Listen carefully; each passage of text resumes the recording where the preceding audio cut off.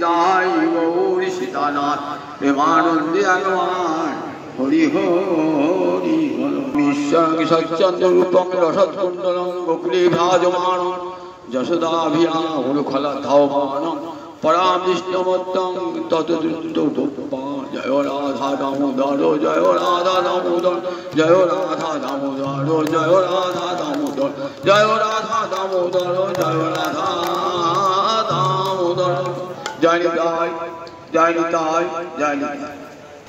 সমবেত ভক্তবৃন্দে চরণে আমার কোটি কোটি দণ্ডবৎ প্রণিপাত।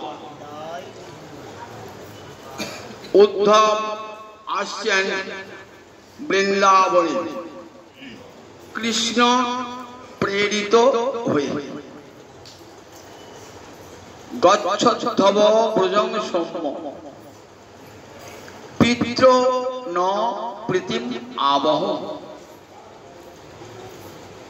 গোপীনাং মদ বিয়োগাধীন মত সন্দেশ বিমোচয়। এই বার্তা সৌম্য উদ্ধব তুমি ব্রজে চলো।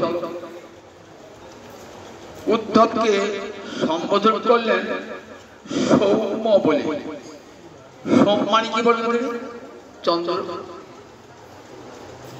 চন্দ্রের মতো স্নিগ্ধ মূর্তি বলে সৌম্য বলা হয়েছে। বলে ছেলেদের কি সৌম্য সুন্দর, চন্দ্রের মতন স্নিগ্ধ উজ্জ্বল, তাকে কি বলে? সৌম্য। উদ্ধব তুমি ব্রজে চলো, ব্রজে যাও। কি জন্য ব্রজে যাবে? পিতৃ ন মানে আমাদের দন্তরায় বিশ্বক ন মানে আমাদের পিতৃ মানে পিতা মাতা, প্রীতিম আবহ আমার পিতা মাতার প্রীতি উৎপাদনের জন্য বৃন্দাবনে যাও। আর একটা কথা তোমাকে গোপনে বলি, তুমি তো আমার মরমের সখা। যে কথা সব বন্ধুর কাছে সকলের কাছে বলা যায় না, সেটা তোমার কাছে বলছি অতি গোপনে। গোপীনা মদ বিয়োগাধীন মত সন্দেশ বিমোচয়।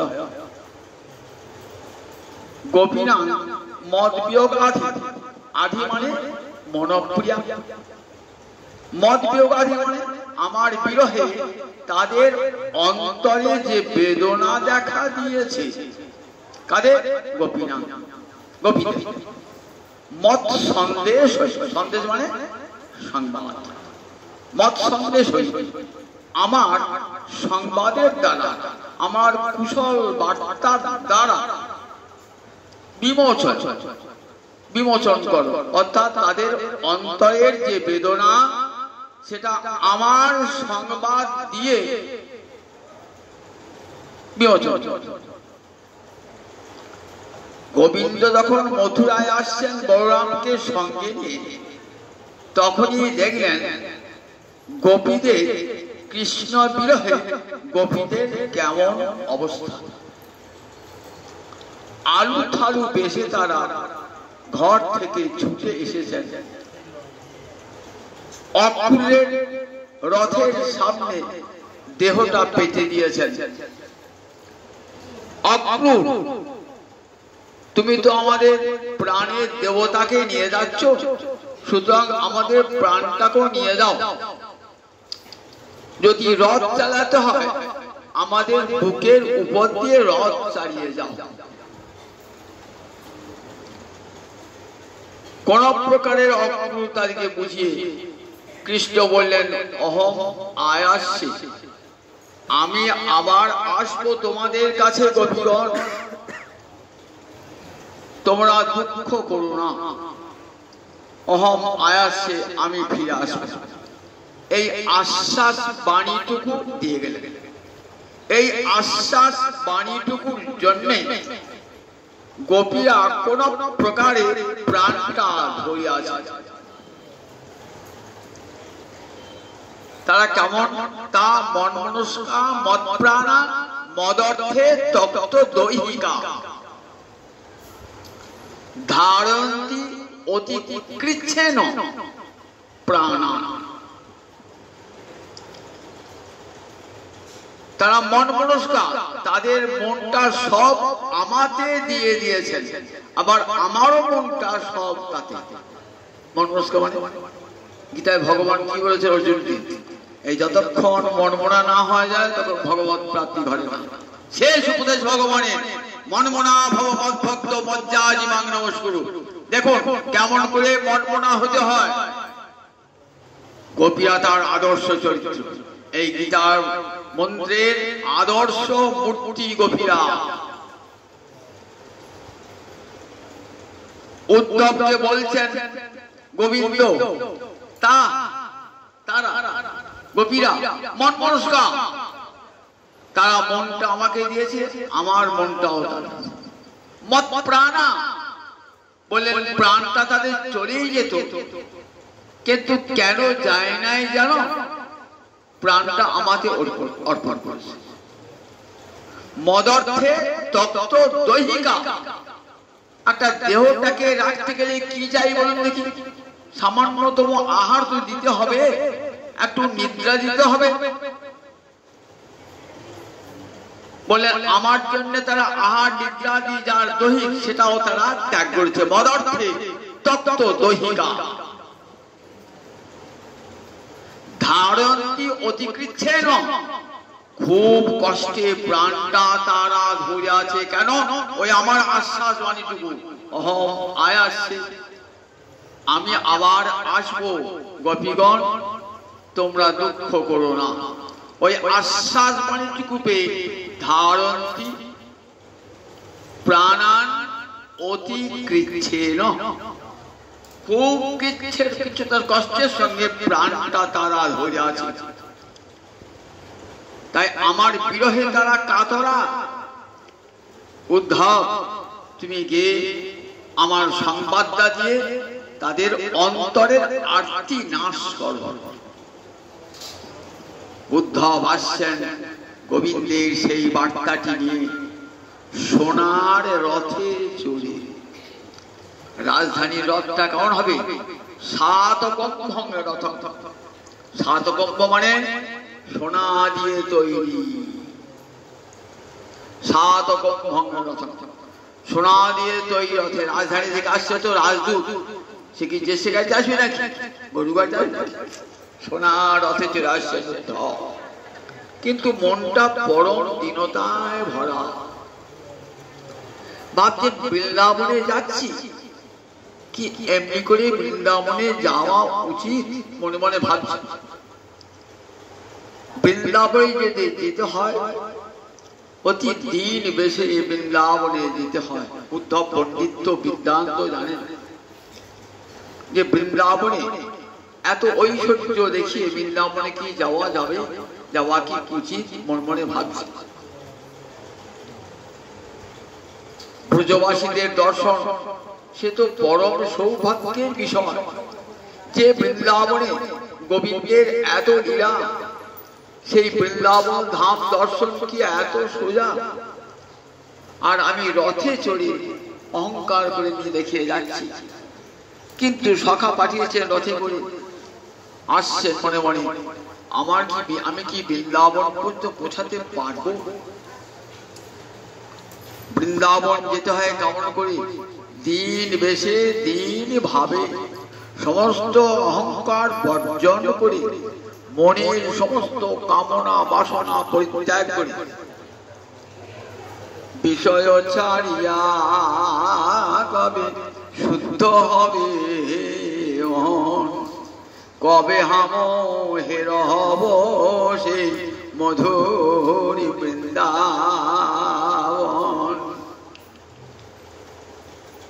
এই গানটা কার? নর্তম ঠাকুরের। কাল নর্ত ঠাকুরের তিরোভাব দিবস করেছে। নর্ত ঠাকুর জগৎকে শিক্ষা দিচ্ছেন, বিষয় ছাড়িয়া কবে শুদ্ধ হবে কবে হাম হের বসে মধুরী বৃন্দাবন। বিষয় বাসনা পরিত্যাগ করে চিত্তকে সমস্ত কামনা বাসনা বর্জিত করি বৃন্দাবনে গেলে তবেই বৃন্দাবন মাধুরী আস্বাদিত হবে। আমরা ভ্রমণ বিলাসী, ভ্রমণ করবার জন্য বৃন্দাবনে যাই, বৃন্দাবনের মাধুর্য আস্বাদন করবার জন্য যাই না। তাই বৃন্দাবনের মাধুরী আস্বাদন আমাদের জীবনে হয় না। উদ্ধব সেই ভাবনা নিয়ে অন্তরে আসছেন। অন্তরে মনে মনে ভাবছেন, আমার বন্ধু সখা তো আমাকে অনেক গুরু দায়িত্ব দিয়েছে, সে দায়িত্বকে আমি পালন করতে পারবো? মনে মনে ভাবছেন, মনে মনে চিন্তা করতে করতে আসছে। ভাবছেন গোপীদের যে বিশেষণটা দিলেন, মন মনস্কা মত প্রাণা, ভাবছেন তারা কত উঁচু দরের ভক্ত, যারা প্রাণ মন গোবিন্দ চরণে সমর্পণ করে দিয়েছেন। গোবিন্দের জন্য সমস্ত দৈহিক ভোগ বিলাসাদি সব পরিত্যাগ করেছেন, বহু কষ্টে প্রাণটা ধারণ করিয়াছেন। বৃন্দাবনে যখন প্রবেশ করছেন, নিম্নচতি বিভাবসৌ। বিভাবসৌ মানে কি? সূর্যোদয়। নিম্নচতি মানে অস্তাচলে যাচ্ছেন, সন্ধে হয়ে এসেছে। গোষ্ঠ হতে পশুরা, গোবৎস গাভীরা ফিরে আসছে, আর সেই বৃন্দাবনের মাঠের পথে চলেছে রথখানা। রথখানা কেমন হলো? ছন্ন জান প্রবিশতা ক্ষুররেণুভি। ছন্ন মানে আচ্ছন্ন হয়ে গেল, ধুলায় ঢেকে গেল। রথখানা ধুলায় ঢেকে গেল। কি করে ঢাকলো? পশুনাং ক্ষুররেণুভি। পশুদের খুর থেকে যে রেণু অর্থাৎ ধুলা উঠছে, সে ধুলাতে ঢেকে গেল। ভাবছেন গোবিন্দের করুণায় আজ বৃন্দাবন প্রবেশের পথে আশীর্বাদ পেয়ে গেলাম। ব্রজবাসীদের চরণ ধুলি আমাকে সেই যোগ্যতা। প্রবিশতা পশুনা ক্ষুররেণুভি। মনটি বড় ভারাক্রান্ত। কেন? যে দায়িত্ব নিয়ে এসেছেন সেই দায়িত্ব পালন করবেন কেমন করে? দেখো, কৃষ্ণের বিরহে বৃন্দাবন তো অন্ধকার, বিষাদী অন্ধকার। তাহলে উদ্ধব কি বৃন্দাবনের এই অন্ধকার দশায় দেখবেন? নন্দপুর চন্দ্র বিনা বৃন্দাবন অন্ধকার, চলে না চলো মলয়া নিল লুটিয়া ফুল গন্ধভার। নন্দপুর চন্দ্র বিনা বৃন্দাবন অন্ধকার, চলে না চলো মলয়া নিল লুটিয়া ফুল গন্ধভার। নন্দপুর চন্দ্র গোবিন্দ নাই, বৃন্দাবন অন্ধকার, চলে না চলো মলয়া নিল। আর মলয় পাবন বয় না বৃন্দাবনের সব সময়। কি বাতাস পায়?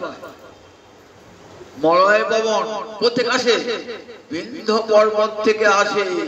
এ বাতাস প্রেমের বাতাস। বসন্তকালে এই বাতাস প্রবাহিত হয়। তাই চলে না চলো মলয়া নিল লুটিয়া ফুল গন্ধভার। সেই বায়ুর সঙ্গে কি থাকে? ফুলের গন্ধ মেশানো থাকে। বসন্তকালের বায়ু মলয় পবনে বৃন্দাবনে অবিরত। সেখানে বৃন্দাবন তো বসন্তকাল ছাড়া অন্য কোনো কাল নাই। বৃন্দাবনের সবচেয়ে বসন্ত ঋতু গোবিন্দকে সেবা করছে। গোবিন্দ নিজে বলে, জানো ঋতুরাং কুসুমা কর। জগতে যত ঋতু আছে, 6টা ঋতু আছে, তুমি কোন ঋতু? বললেন আমি কুসুমা কর। কুসুম মানে ফুল, আকর মানে খনি। সবচেয়ে বেশি ফুল ফোটে কখন? বসন্তকালে। ঋতুরাং কুসুমাকর, তাহলে বসন্তকাল। আমি ঋতুর মধ্যে বসন্ত। গোবিন্দ যেখানে আছেন তার ঋতুর মধ্যে বসন্ত, সব সে বৃন্দাবনে বসন্তকাল মলয় বাতাস বইছে। কিন্তু আজ তো নাই। নন্দপুর চন্দ্র বিনা বৃন্দাবন অন্ধকার, চলে না চলো মলয় আনিল লুটিয়া ফুল গন্ধ ভার। ভাবলেন তাহলে উদ্ধব কি এই দৃশ্য দেখবেন? গোবিন্দ যোগমায় কালেশ করে যোগমায়া, আমি থাকতে বৃন্দাবনের যে সৌন্দর্য মাধুর্য, সেই সৌন্দর্য মাধুর্য দেখাও। উদ্ধব যেন দেখে বৃন্দাবন কেমন, বৃন্দাবন চির সুন্দর চির মধুর যেন দেখে। কৃষ্ণ থাকলে যেমন বৃন্দাবন, ঠিক তেমনি বৃন্দাবন হয়ে উঠল কার কাছে? উদ্ধবের কাছে। দেখছেন কি মধুর বৃন্দাবন। ত্রৈলোক্যে পৃথিবী ধন্যা যত্র বৃন্দাবনমে পুরী। ত্রৈলোক্যে পৃথিবী ধন্যা, স্বর্গ মর্ত পাতাল এই ত্রিলোকে পৃথিবী ধন্য কেন? যত্র বৃন্দাবনমে পুরী, যেখানে বৃন্দাবন বিদ্যমান।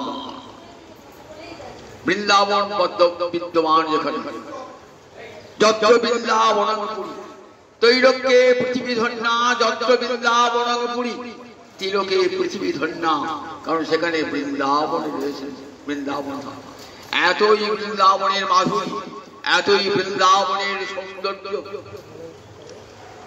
ত্রিলোকে বৃন্দাবনের মাধুর্যে সৌন্দর্যের সীমানা। সেই সৌন্দর্য সেই মাধুর্য ফুটে উঠল।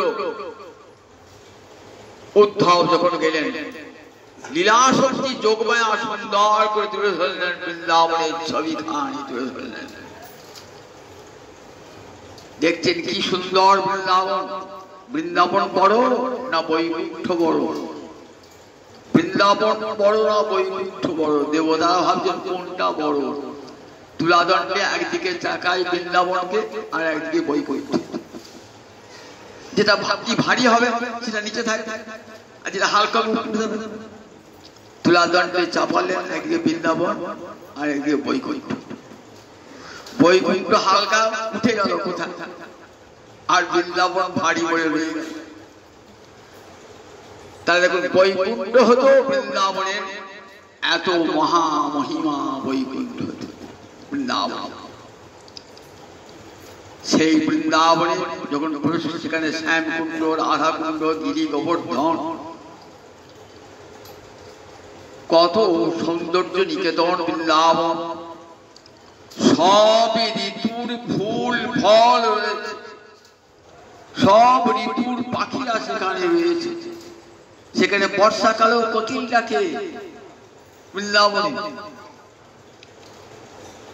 শীতকালে যে ফুল ফোটে সেটা বর্ষাকালে চলে যায় বৃন্দাবনে। আমার মহিমা বৃন্দাবনে সব ঋতুর ফুল ফোটে। ময়ূর ময়ূর ঘুরে বেড়ায়, সুখ শাড়ি ঘুরে বেড়ায়, ভ্রমর ভ্রমরি ফুলে ফুলে গুনগুন গুনগুন গুনগুন করে। সেই বৃন্দাবনে মাধুরী দর্শন করছেন উদ্ধবের সামনে। উদ্ধব যাচ্ছেন যেতে কোথায়? একবার এসেছেন নন্দ মহারাজার বাড়ির কাছে। সেখানে একটা বেদি বাঁধানো গাছের তলায় বেদি বাঁধানো আছে। ক্লান্ত হয়ে সেখানে বসে পড়েছে। রথটা পাশে আছে, রথ থেকে দেবে। নন্দ মহারাজকে খবর দিলেন যে সোনার রথে করে মনে হয় মথুরার কোনো লোক এসেছে। কারণ সোনার রথ তো আর কেউ আসতে হবে না, নিশ্চয়ই মথুরার লোক এসেছে সোনার রথে করে। নন্দ মহারাজ ছুটে গেলেন, ছুটে গেলেন। ছুটে গিয়ে দেখলেন না, উদ্ধব এসেছে। নন্দ মহারাজ মরিন বেশ। মহারাজা সে তো রাজপোশাকে থাকবে, যেমন থাকুক, আজ কৃষ্ণ বিরোহী মরিন হয়ে গেছে। উদ্ধব এসো বাবা বলে জড়িয়ে ধরলেন। উদ্ধব নন্দবার চোখ দিয়ে টাস টাস টাস টাস করে জল পড়ছে। উদ্ধবের পিঠটা ভিজে গেল, বুকে জড়িয়ে ধরেছে উদ্ধবকে। নিয়ে গেলেন। উদ্ধব কৃষ্ণের পিতা, আমারই পিতা। আগে বলছে আমাদের পিতা মাতা, বলেছে পিতৃ নয়, আমার যে পিতা সে তোমারও পিতা। চরণে নন্দ বাবার চরণে উঠিয়ে বল। নন্দ বাবা বুকে ধরে নিয়ে গেলেন ঘরে। রাজবাড়ি কত ঐশ্বর্য, কিন্তু আজ কি অবস্থা? রাজবাড়ি কেমন মলিন হয়ে রয়েছে। দেখছেন ঘরগুলো সব, বাড়িগুলো সব সব মাকড়সার জাল, ঝাড় দেওয়া হয় না, পরিষ্কার করা হয় না, কেমন যেমন সব অবিন্যস্ত অবস্থায় রয়েছে। একটা ঘরে গিয়ে বসালেন। একটা ঘরে গিয়ে বসে ভাবছেন, উদ্ধব এসেছেন তো, অতিথি সেবা পরম ধর্ম। অতিথি আমার গৃহে এসেছে, এত দরিদ্র হয়ে গেছেন, সব আছে আজ কিছুই নাই। কৃষ্ণ নাই বলে আজ ঘরে কিছুই নাই, রান্না বান্না হয় না, যেদিন থেকে কৃষ্ণ চলে গেছেন। আর উনুনে অন্ন চলে না, সেখানে ঘি মাখন ছাড়া কিছুই হয় না। তাহলে বেঁচে আছেন কি করে? পাড়া পড়শিরা এসে যা দিয়ে যান সেই খেয়ে কোনো প্রকারে বেঁচে আছে। দিবারাত্র নয়ন জলে হা গোপাল বলে কাঁদছেন। নন্দ কাঁদছেন একদিকে, যশোদা কাঁদছেন একদিকে। ঠিক যে আমার গৌরাঙ্গ বিরহে নবদ্বীপে যেমন একদিকে মা সচী মাতা কাঁদছেন, আর একদিকে কাঁদছেন মা বিষ্ণুপ্রিয়া, নয়ন জলে হাসছে। ঠিক তেমনি অবস্থা আজ বৃন্দাবনে।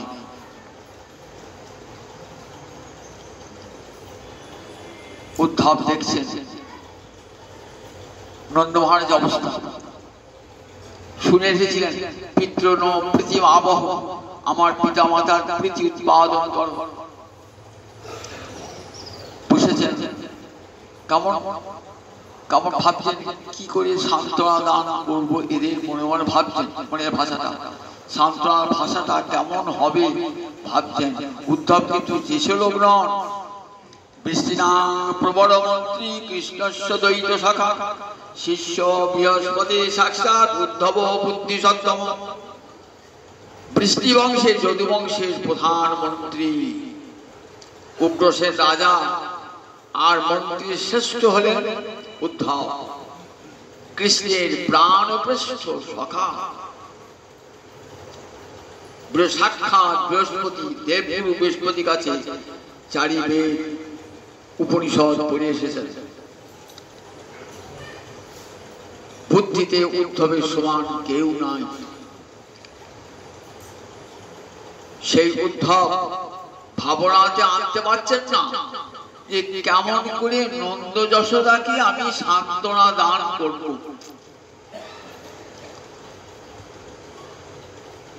এদিকে নন্দ মহারাজ বলছেন অতিথি এসেছেন, তাকে কিছু সেবা করাতে হবে, এটাই তো আমার ধর্ম। কি করলেন, সারা গ্রামটা ঘুরে গ্রামের প্রান্তে এক ব্রাহ্মণের ঘরে সামান্য ভাঙা চাল, আতপ চাল পেলেন। আর এক জায়গায় ঘুরে একটু দুধ পেলেন, মিছরি আর জুড়ল না। সেই দুধ আর চাল ফুটিয়ে পরমান্ন করে খাওয়ালেন। কি অমৃত ভোজন করলেন, নন্দ মহারাজের হাতে দেওয়া পরম আনন্দে ভোজন করলেন।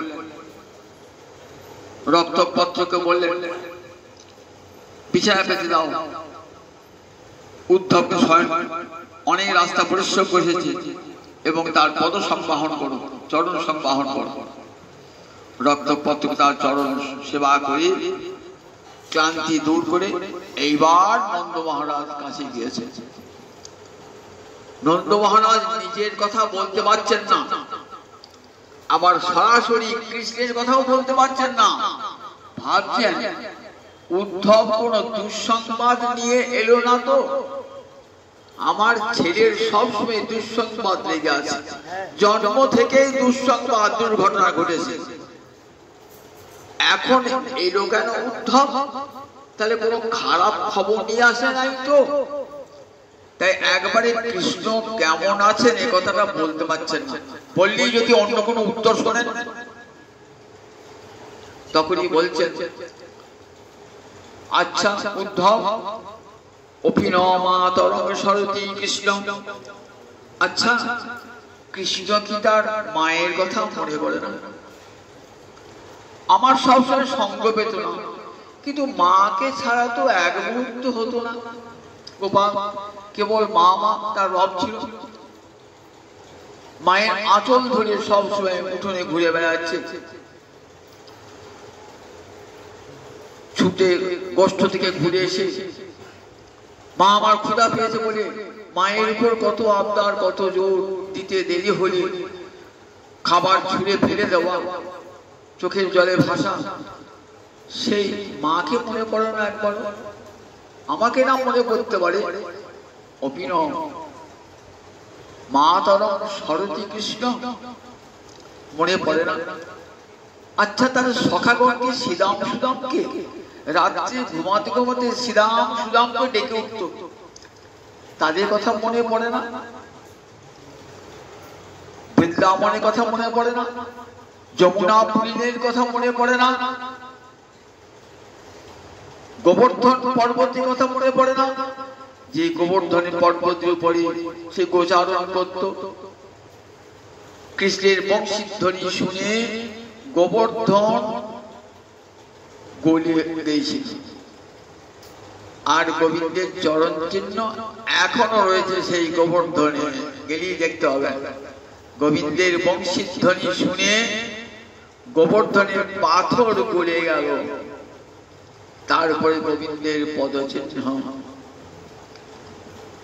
তাই তো হরিদাস গোবর্ধনকে তিনটে হরিদাসের মধ্যে একটা হরিদাস বলা হয়। কে কি তিনটে হরিদাস বলে দেখি? উদ্ধব একটা, যুধিষ্ঠির একটা, আর গিরিরাজ গোবর্ধন হরিদাস। গোবিন্দ চরণ হিয়ায় ধরে আছে, বুকে ধরেছেন। গোবিন্দের চরণ বুকে ধরে গেছে। ওই গিরিরাজের উপর কত খেলা গোবিন্দের। ওই গিরিরাজ গোবর্ধনের পূজা হয়েছে। গোবর্ধনের পূজা করো। ইন্দ্র পূজা করে কি হবে? গোবর্ধনের পূজা করো। যে গোবর্ধন আমাদের ফল দেয়, ফুল দেয়, শস্য দেয়, গরু চড়ানোর মাঠ দেয়, কার পুজো করবো আমরা? আমাদের জীবিকা, আমরা তো বৈশ্য, পশুপালন আমাদের জীবিকা। যদি গোবর্ধন না থাকতো কেমন করে পশু চারণ করতাম? ইন্দ্রকে দেখে কি হবে? পিতা ইন্দ্র পূজা করতে হবে না, গোবর্ধনের পূজা করো। কতবার তো ইন্দ্র পূজা করেছো, ইন্দ্র খায়। আর বাবা দেখবে গিরিরাজ গোবর্ধন খাবে। গিরিরাজ গোবর্ধন, সেই গিরিরাজ গোবর্ধনের কথা আমার গোপালের মনে পড়ে না? 7 দিন 7 রাত আমার গোপাল না খেয়ে বাম হস্তের কড়ি আঙুলে ধরে রেখেছিল 7 দিন ধরে ওই গোবর্ধন পর্বতকে, ছাতার মতো ধরে রেখেছিল। সেই গোবর্ধনের কথা মনে পড়ে না? শ্যামলী ধবলী, কৃষ্ণের বংশীর ধ্বনি শুনলেই ছুটে যেত শ্যামলী ধবলী। তাদের গায়ে পিঠে হাট বোলাতো। শ্যামলী ধবলী কৃষ্ণের অঙ্গে জিহ্বা দিয়ে অঙ্গ লেহন করত। সেই শ্যামলী ধবলীর কথা কি মনে পড়ে না?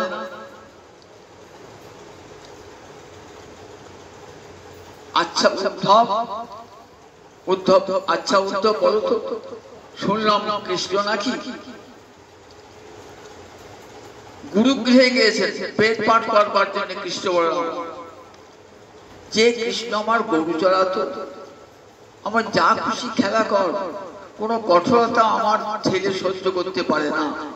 সে বাঁশি বাজাতো, বনে বনে খেলা করতো, সে কি গুরুগৃহের কঠোরতা পালন করতে পারবে? গুরুগৃহে গেলে ভিক্ষা করতে হয়, গোচারণ করতে হয়, বেদ পাঠ করতে হয়, ব্রহ্মচর্য পালন করতে হয়। আমার গোপালকে তাই পারবে? কেন বসুদেব পাঠালেন, আমার গোপালকে গুরুগৃহে পাঠালেন? কত প্রশ্ন মনের মধ্যে। গোপাল, আচ্ছা গোপাল ফিরে এসেছে? গোপাল ফিরে এসেছে বসে উজ্জয়িনী থেকে, সন্দীপনী মুনির পাঠশালা থেকে ফিরে এসেছে। ফিরে যদি আসে একবার কি অপি আয়াস একবার আসবে না, একবার বৃন্দাবনে আসবে না? বলতে বলতে আর নন্দ মহারাজের চোখ দিয়ে জল। উদ্ধব আর কি দেখতে পাও না, আমার গোপালের বদন এখানে কি আর দেখতে পাবো না? কি সুন্দর মুখখানা আমার গোপালের, সুবক্ত্র সুনসন, কি সুন্দর নাসিকা, আর কি দেখতে পাবো না? উদ্ধব বলো বলো বলে উদ্ধব, আর কি দেখতে পাবো না? সে হাসি মাখা বদন খানি কি আর দেখতে পাবো না? আর এদিকে মা যশোদা বসে আছেন পাশে।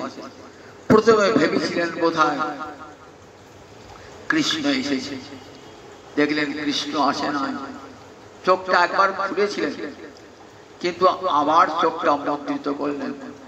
কেন চোখটা মুদ্রিত করলেন?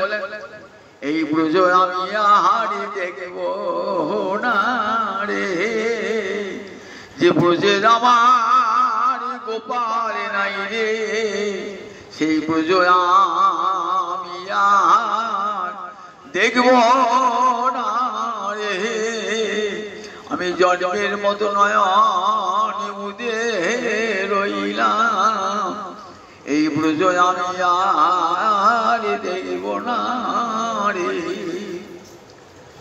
আর এই ব্রজ দেখব না। দেখছেন দুরানে জলধারা, আর মা যশোদার কেমন? মা যশোদার বক্ষ ভাসে নয়নে রে,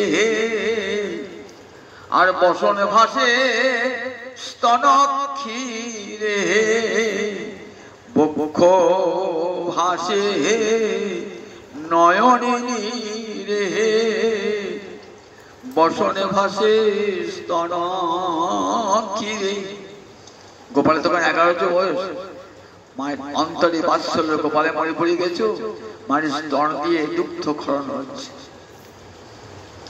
আর দুটি নয়ন দিয়ে জল বার হচ্ছে। উদ্ধব দেখছেন এমন বাৎসল্য প্রেমের মূরতি উদ্ধব কোনদিন দেখেন।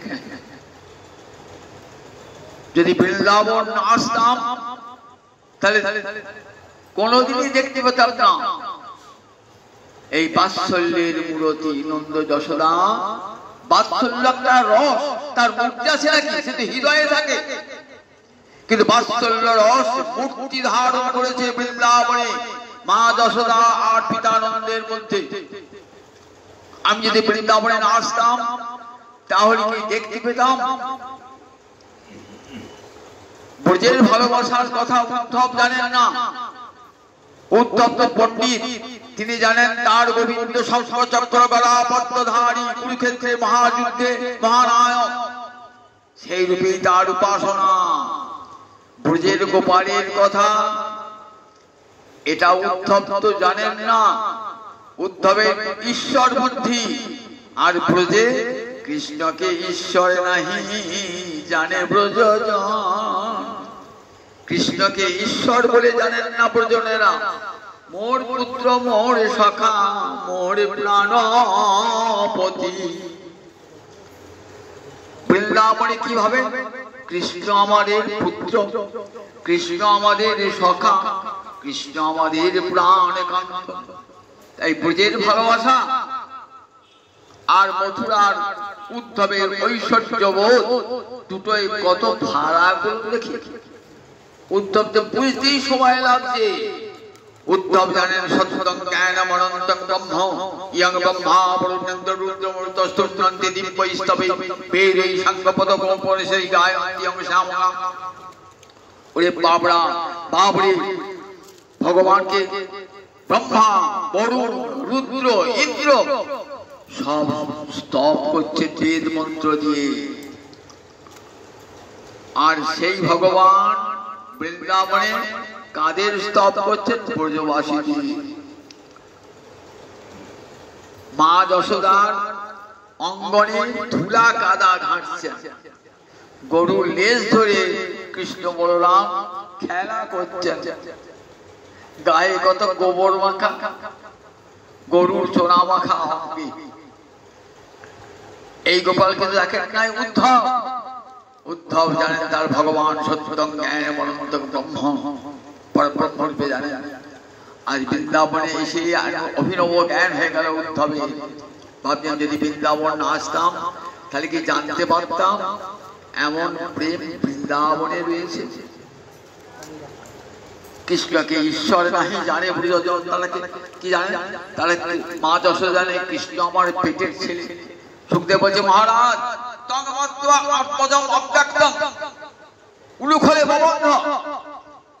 তাকে নিজের পেটের ছেলে মনে করে মা যশোদা তাকে উলুখলে বন্ধন করেছে।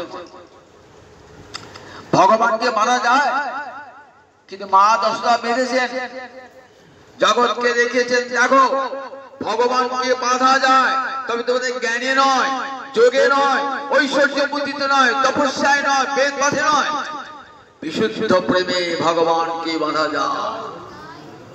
আমার মতের থেকে বাৎসল্য রসের দই তৈরি করো, তাহলে ভগবানকে বাঁধা যাবে। ভগবানকে যোগে জ্ঞানে তপস্যায় বাঁধা যায় না। হয়তো ভগবত অনুভূতি হতে পারে কিন্তু ভগবানকে বাঁধা যায় না।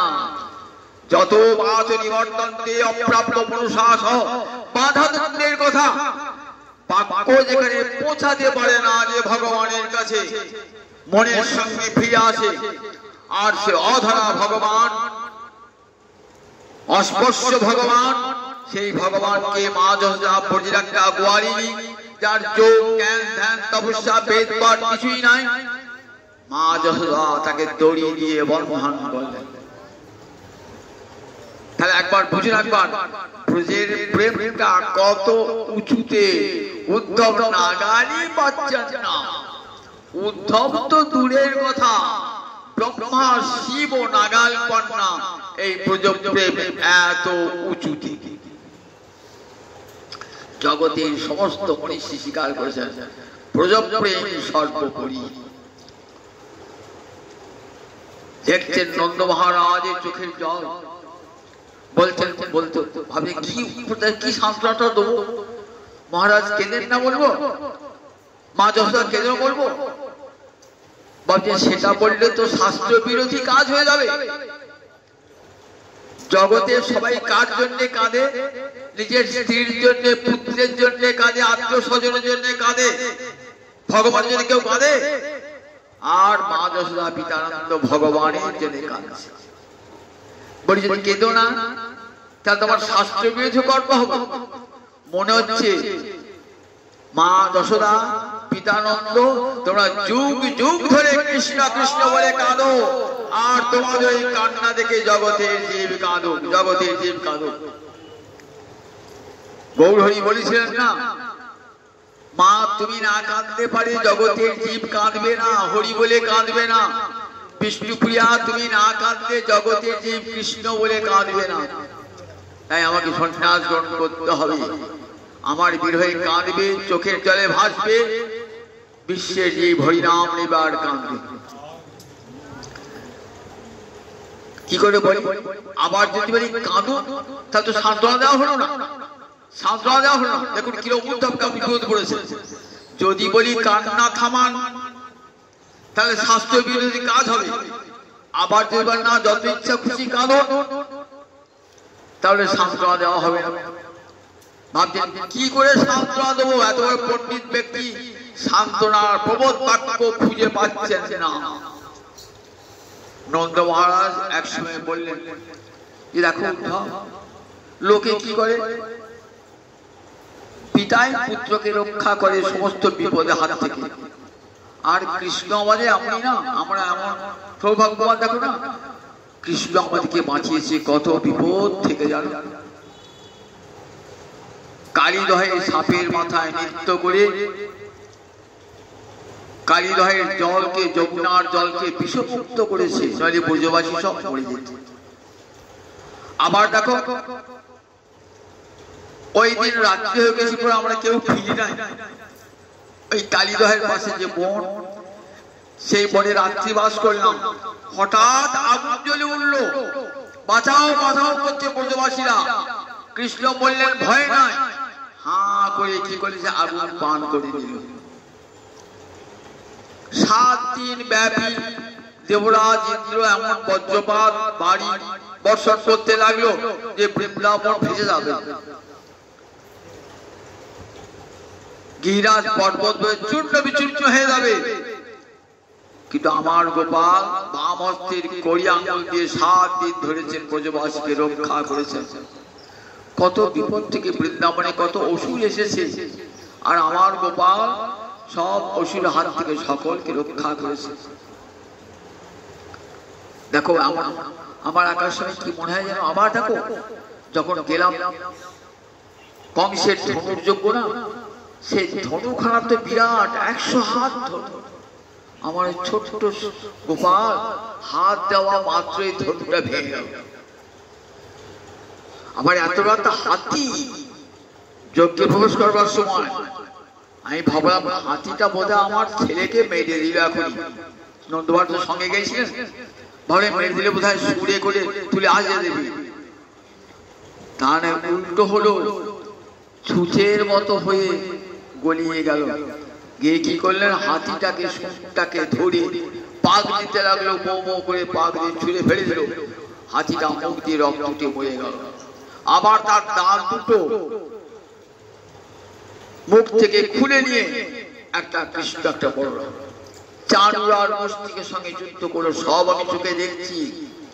তারপরে গিয়ে কংস একবারে আছেন, কত বলবান যোদ্ধাদের পেরিয়ে একবারে গেলেন, সেখান থেকে কংসকে হত্যা করলেন, সিংহাসনে আসেন কংসকে। আমার তাই কি মনে হয় জানো, আমার মনে হয় গর্ব করেছেন যে নারায়ণ সমগুণই, আমার মনে হয় গোপালের মধ্যে নারায়ণী শক্তি প্রবেশ করেছে। তাহলে ওইটুকু ছেড়ে কি করে হবে? 6 দিনে যখন শিশু না, তখন পুতনা রাক্ষস এসেছিল, স্তনশোষণ করতে করতে পুতনাকে মেরে দিয়েছে। পালঙ্কে শুয়ে আছে, অসুর এসে তখন 3 মাসের শিশু, ও শুধু উল্টে শুতে শিখেছে, ঔত্থানিক পর্ব দোলনায় দুলছে, একটা গাড়ি তলায় দোলনাটা বাঁধা আছে, একটা অসুর এসে দোলনাটা ভর করেছে। দোলনার কি করছে, গাড়িটা আস্তে আস্তে আস্তে মাটির নিচে নামছে, একবারে ওই দোলনা সমেত গোপালকে পিষে দেবে। আর ওই 3 মাসের শিশু তার সুন্দর বাম চলকি কচি কচি দিয়ে একবার ধাক্কা মেরেছে, গাড়িটা পড়লো 100 হাত দূরে, 100 হাত দূরে চললো। কি করে হয় উদ্ধম, এগুলি কামনা করে হয়েছে। বিরাট তৃণাবর্ত ঝড়ের মূর্তি ধরে তৃণাবর্ত অসুর এসেছে, অসুরটাকে দেখতে পাচ্ছে না, ঝড় হয়ে এসেছে। মা যশোদা ভাবছে গোপাল তোমার হালকা, এত ভারী কেন গোপাল, এত ভারী কেন গোপাল? বাবারে আটো কোলে করতে পারছি ব্যাপার নামিয়েছে। গোপালের ইচ্ছা তো একটা অপূর্ব লীলা হবে, মা যে মায়ের করে থাকলে মাকে সঙ্গে নিয়ে পালাবে তো, সেটা গোপাল সহ্য করবে। এমন ভারী হয়েছে মার করে রাখতে পারে, নামিয়ে দিয়েছে। ঝড় এসে একবারে তুলে নিয়ে গেছে তৃণাবর্ত। কোথায় আমার গোপাল, কোথায় গোপাল? ঝড়ে অন্ধকার, ধুলো উঠছে, বালি উঠছে, মা কাঁদছেন, কোথায় গেল গোপাল, কোথায় গেল গোপাল? সব গোপালকে খুঁজে পাওয়া যাচ্ছে না। অসুর এইবার ভোজের বাইরে গিয়ে অসুর মূর্তি ধারণ করেছে, আর অসুরের গলাটি ধরে দুলছে, ঠিক যেন হাড়ের পদ লকেট ঝুলছে, মেয়েদের হাড়ের ছাড়তে লকেট ঝুলছে। কোথায় করে নিয়ে গলাটি টিপে কোথায় দেহটা ফেললেন, একবার যেখানে শান বাঁধানো জায়গা, সবাই দিকে দেখছে, বাবা একটা বিরাট অসুর। ওরে বাবা, ঝড় ভাবছিল আমরা, ঝড় নয় তো, ওটা অসুর। গোপাল আমার সেই অসুরটাকে বধ করেছে। ছোট্ট গোপাল, 1 বছর 1.5 বছরের গোপাল, সাপ হয়ে এসেছে অসুর, অগাধ। আমার গোপাল নাচতে নাচতে তার মুখে ঢুকে সে অগাসুরকে বধ করেছে। আবার যমুনার একটা বক বসে আছে, ভক্ত নয় অসুর বক সেজেছে। আমার গোপালকে কি করেছে, গিলে খেয়েছে, গোপাল কণ্ঠে গিয়ে আটকিয়ে গিয়েছে, বকটা উগলিয়ে দিয়েছে, তখন বকের দুটো ঠোঁট চিরে দিয়েছে, বকার সঙ্গে বধ করেছে। কি করে করলো আমার গোপাল? আমার মনে হয় গোপালের মধ্যে নারায়ণের শক্তি প্রবেশ হয়েছিল, তাই মনে হয় গোপাল এইবার ধীরে ধীরে নাগাল পাচ্ছেন।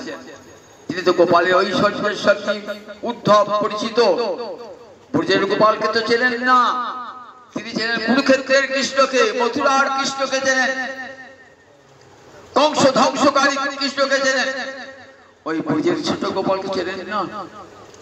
এতক্ষণে মনে হল মা পিতানন্দের ভাবখানা কেমন না, এই যে মা পিতানন্দের মধ্যে, মা যশোদের মধ্যে ঐশ্বর্যের ভাব আসে না, কিন্তু কখনো কখনো আসে, কখনো অতি দৈন্যে বিরহে আসে, মিলনকালে নয়, বিরহে, চরম বিরহে ভাবছেন।